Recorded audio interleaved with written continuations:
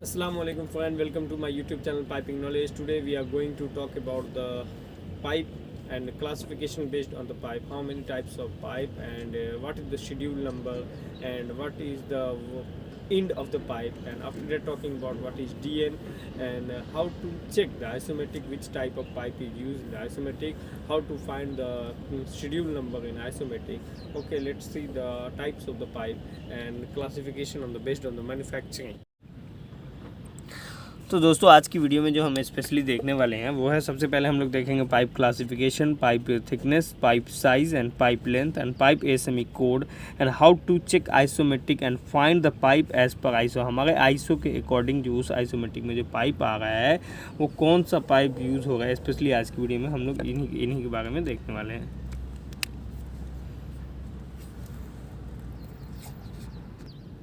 अगर हम specially pipe की बात करते हैं तो पाइप हमारा दो टाइप का है। पहला है सीमलेस और दूसरा हमारा वेल्डेड या सीम पाइप। वेल्डेड या सीम, एक सीमलेस है, दूसरा सीम पाइप है। अगर हम सीमलेस की बात करें, सीमलेस को अभी हम, seamless means pipe without any welding. अगर मैं आपको दिखाना चाहूँ कि कुछ ऐसे पाइप भी होते हैं जो बिना वेल्डिंग के ही पाइप रहते हैं, मैं आपको स्पेशली दिखाने की कोशिश करता हूँ। जैसे ये पाइप है हमारा, इस पाइप में अगर हम चेक करें तो यहाँ इन साइड में कहीं भी वेल्डिंग नहीं है, ये कहीं भी वेल्डिंग नहीं। अगर हमारा सीम पाइप होता तो इसमें कहीं ना कहीं वेल्डिंग होता। मैं स्पेशली आपको दिखाने की कोशिश करता हूँ। ये जो इनसाइड और आउटसाइड से अगर आप देखने की कोशिश करें तो ये इनसाइड में कहीं भी वेल्डिंग नहीं है, किसी भी पोर्शन में वेल्डिंग नहीं है। तो ये ऐसे पाइप को हम लोग सीमलेस पाइप बोलते हैं, मतलब इसमें कोई भी सीम नहीं है, वेल्डिंग नहीं है। अगर हम ऊपर से भी देखें या इधर से भी देखने की कोशिश करें तो कहीं भी इसमें वेल्डिंग नहीं है। तो ये इस टाइप के जो पाइप होंगे जो आपको यहाँ अंदर साइड से आपको कोई भी जो कहीं भी वेल्डिंग ना दिखे तो उसको हम लोग सीमलेस पाइप बोलते हैं। वेल्डेड पाइप की अगर हम बात करें तो वेल्डेड पाइप जो हमारा वो दो टाइप का होता है। एक SAW pipe means submerge arc welding and दूसरा ERW यानी कि इलेक्ट्रिकल रेसिस्टेंस वेल्डिंग या EFW इलेक्ट्रिकल फ्यूजन वेल्डिंग। जैसे कि अभी आप देखें पाइप जो हमारा सीमलेस पाइप, सीम और वेल्डेड पाइप से वेल्डेड पाइप जो है हमारा वो दो टाइप का है, SAW pipe and ERW EFW pipe. ये हमारा दो टाइप का, मीन्स इसमें फ्यूजन वेल्डिंग हो सकता है या फिर रेसिस्टेंस वेल्डिंग हो सकता है। अगर हमारा SAW पाइप है तो ये SAW पाइप भी हमारा दो कैटेगरी में बैठा है, दो कैटेगरी में डिवाइड हुआ है। अभी SAW पाइप अगर आप दो कैटेगरी में देखेंगे तो पहला है, अगर आप सबमर्ज्ड आर्क वेल्डिंग पाइप के दो पार्ट्स देखते हैं, दो कैटेगरी में इसको डिवाइड किया है आगे जाकर के, तो ये है स्ट्रेट और longitudinal pipe submerged arc weld pipe, और ये हेलिकल। इस पर मैं आपको आगे दिखाऊंगा कि ये स्ट्रेट और लॉन्गिट्यूडनल सबमर्ज्ड आर्क पाइप कैसे होते हैं और हेलिकल वाली पाइप कैसे दिखते हैं। अगर हम इसको भी दो कैटेगरी में डिवाइड किया गया है। इसमें क्या है कि एक है सिंगल सीम, मतलब ये जो पाइप सिंगल सीम, और ये है डबल सीम। सपोज़ कीजिए कि हमारा पाइप है और अगर SAW का ये पाइप होता, सिंगल सिम का मतलब ये जो हमारा पाइप है यहाँ से यहाँ तक एक ही साइड में, इसको एक ही जगह वेल्डिंग होता है, यहाँ पूरे पाइप में एक जगह।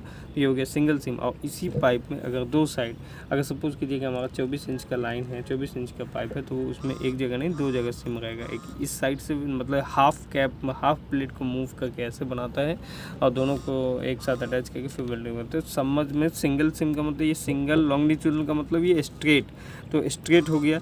और उसके बाद भी इसमें स्ट्रेट में भी दो टाइप है कि वो या तो सिंगल होगा या फिर डबल होगा। अगर डबल होगा तो एक यहाँ, एक इस साइड में और एक इस साइड में, एक अपना इस साइड में एक इस साइड में रहेगा। और लॉन्गिट्यूडनल का मतलब होता है जो अपना ये जो स्पाइरल हेलिकल आपने देखा, वो हेलिकल में इस टाइप से वेल्डिंग आएगा।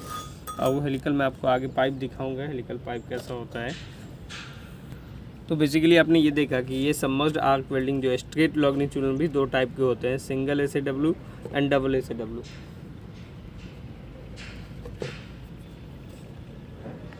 अब हम लोग बात करते हैं पाइप इंड के बारे में। पाइप इंड जो हमारा कितने टाइप का इंड होता है। तो पहला हमारा प्लेन इंड, सपोज कीजिए कि हमारा पाइप है तो उसमें प्लेन इंड रहेगा। और ये बेवल इंड का मतलब अगर ये हमारा पाइप है तो तो ये इस टाइप से जो है इसका ये इंड है। मैं आपको दिखाने की कोशिश करता हूँ कि प्लेन इंड और प्लेन इंड। ये देखिए ये जो पाइप है हमारा ये प्लेन इंड हो गया, मतलब ये जब हमारा पाइप मैन्युफैक्चरिंग कंपनी से आएगा तो इसमें कुछ भी नहीं रहेगा और प्लेन मतलब सीधा कटा हुआ रहेगा। और अगर बेवल इंड है तो ये देखिए जब आपको पाइप हमारी मैन्युफैक्चरिंग कंपनी से आएगी तो इसमें बेवल ऑलरेडी बना हुआ है जो 37.5 डिग्री में बेवल बना रहता है, तो इस बेवल को हम लोग बोलते हैं बेवल इंड। अगर इसी पाइप में अगर थ्रेडेड होके आता है, बहुत सारा हमारा पाइप है जो थ्रेडेड इंड में आता है तो उसको हम लोग बोलते हैं थ्रेडेड इंड। अगर हम लोग थ्रेडेड की बात करें, सपोज कीजिए कि जैसे ये हमारा पाइप है तो उसमें जो हमारा लास्ट कनेक्शन रहेगा इस टाइप से थ्रेडेड रहेगा, तो वो थ्रेडेड इंड हो गया। और स्पेशल इंड का मतलब वो स्पाई गॉड का एक स्पाई गॉड इंड का पाइप आता है, तो वो स्पेशल इंड का पाइप है। स्पेशली अगर हमारे मोस्टली जो पाइप आते हैं प्लेन इंड और बेवल इंड मोस्टली आते हैं जो 37.5 डिग्री में उसका बेवल बना रहता है। और थ्रेडेड, अगर थ्रेडेड यूज़ के लिए हमको लेना है तो वो थ्रेडेड पाइप। हम लोग बात करते हैं पाइप साइज़ के बारे में। सपोज कीजिए हमारा एक पाइप है और ये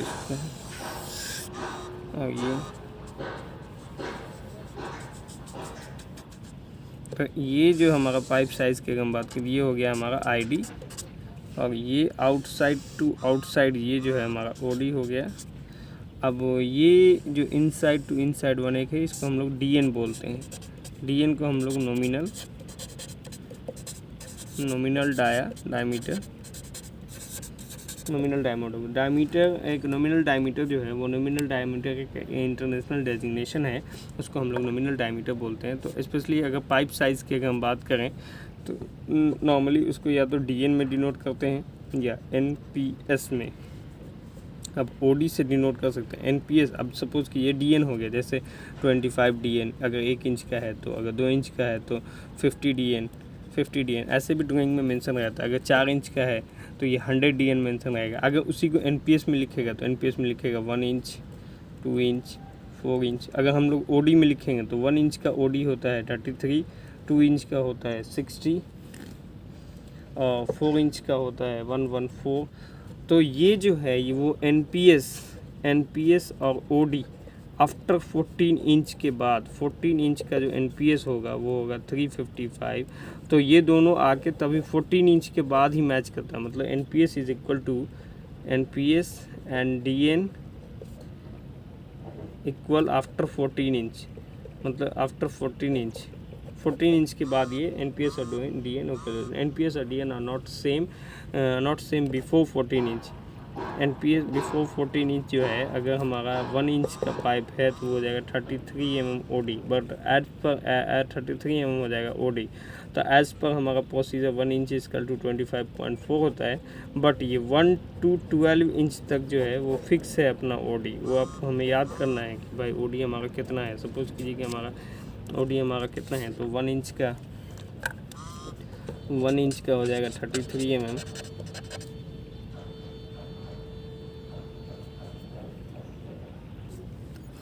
1 इंच का 33 है। 2 इंच का अगर हम लोग देखें तो 2 इंच का हो जाएगा 60 mm। इसी तरह हमारा 12 इंच का होगा 323 mm। लेकिन अगर 14 इंच का देखेंगे तो वो है 355। अगर हम 14 को 25.4 से मल्टीप्लाई करेंगे तो भी हमारा 50। तो मतलब after 12 inch 14 inch DN and OD are same. जैसे मैं आपको कुछ एग्जांपल अगर दिखा दूँ कि एनपीएस और ओडी जो हमारा आफ्टर 14 इंच, अगर हमारा 14 इंच का पाइप है तो उसका एनपीएस जो होगा, एनपीएस के अकॉर्डिंग हम कैलकुलेट करेंगे तो 355 आएगा। और उसके बाद अगर हम ओडी जो हमारा आएगा वो भी 355 आएगा। तो पाइप का साइज़ के बारे में मैंने देखा आपको, पाइप के साइज़ के बारे में आपको मैंने बताया कि वो जो पाइप का साइज़ है। तो अब हम लोग बात करते हैं पाइप शेड्यूल नंबर के बारे में। अगर हमारा ये पाइप है और इसमें अगर हमारा थिकनेस है, ये जो थिकनेस है हमारा, इसको टी से डिनोट करते हैं। शेड्यूल के थिकनेस को टी से डिनोट करते हैं। तो ये जो थिकनेस है हमारा, इस थिकनेस को जो अगर हम मेज़र करेंगे तो ये हमारा शेड्यूल पे डिपेंड करता है। शेड्यूल पे अगर हम बात करें, the pipe schedule is the way the pipe wall thickness mention. एक पाइप शेड्यूल जो है एक वे है जिसे हम पाइप का थिकनेस मेंशन करते हैं। इफ़ शेड्यूल इंक्रीज, अगर हमारा शेड्यूल इंक्रीज होता है तो थिकनेस इज़ ऑल्सो इंक्रीज। अगर शेड्यूल हमारा बढ़ेगा तो ये थिकनेस भी बढ़ेगा। Okay, thickness express schedule number, जो थिकनेस हमारा दिखता है थिकनेस को हम एक्सप्रेस करते हैं शेड्यूल नंबर से। शेड्यूल इन पाइपिंग में अगर हम पाइपिंग की बात करें तो शेड्यूल जो है 5, 10, 20, 40, standard schedule 80, 120, 140, 160, extra strong, double extra strong. तो ये आपका जो है शेड्यूल नंबर है। जैसे जैसे शेड्यूल बढ़ेगा वैसे वैसे आपका थिकनेस भी इंक्रीज होता जाएगा। मैं आपको आइसोमेट्रिक ड्राइंग में दिखाऊंगा कि उसमें क्या दिया है और उसके अकॉर्डिंग उसका थिकनेस क्या होता है। अब हम लोग एक आइडिया लेते हैं पाइप लेंथ के बारे में। अगर हमारा पाइप 1/2 इंच का हो, 1/2 इंच से लेकर के 2 इंच तक का, तो पाइप का जो लेंथ होगा वो 6 मीटर होगा। इससे ज़्यादा बड़ा नहीं आएगा। अगर 2 इंच का है तो स्पेशली कभी कभी वो 12 मीटर का आता है, लेकिन मोस्टली 1/2 इंच से 2 इंच जो है 6 मीटर का आता है। अगर 2 इंच का है स्पेशली तो आप 12 मीटर का भी मंगवा सकते हैं। और 3 इंच से लेकर के 12 इंच, 3 इंच से एंड एवव जो भी है उसके एवव, 3 इंच टू एवव जो है वो 11.700 और या नहीं तो फिर 12 मीटर का, 12 मीटर वो 11.700 से 800 लाइक दिस करके वो इसी अमाउंट में, लेकिन बिलो 12 मीटर या 12 मीटर तक का पाइप रहता है। तो ऑल बाकी ये सब जो है वो मैन्युफैक्चर के ऊपर डिपेंड करता है। जो आपका मैन्युफैक्चर होगा वो देगा, लेकिन स्पेशली एक डिज़ाइन डेटा है कि एक आइडल है कि इस टाइप से ही पाइप का लेंथ आएगा। अब एक हम लोग ASME कोड के बारे में देखते हैं कि पाइप का ASME कोड जो है वो क्या है। अगर हमारा पाइप अगर कार्बन स्टील का है तो ASME A53 grade A, A53 grade B। अगर हमारा कार्बन स्टील का पाइप है तो उसमें देखिए एक A53 grade A, grade B, A106 grade A, B, C, इसमें तीनों ग्रेड है। A106 A33। अगर हमारा CS का पाइप है तो बेसिकली ये 3 टाइप का ही हमारा पाइप होगा। A53 grade A, A53 grade B, ASTM, A106 grade ABC और A53A। अगर हमारा ये एलॉय स्टील का पाइप है तो A335। अगर एलॉय स्टील का है तो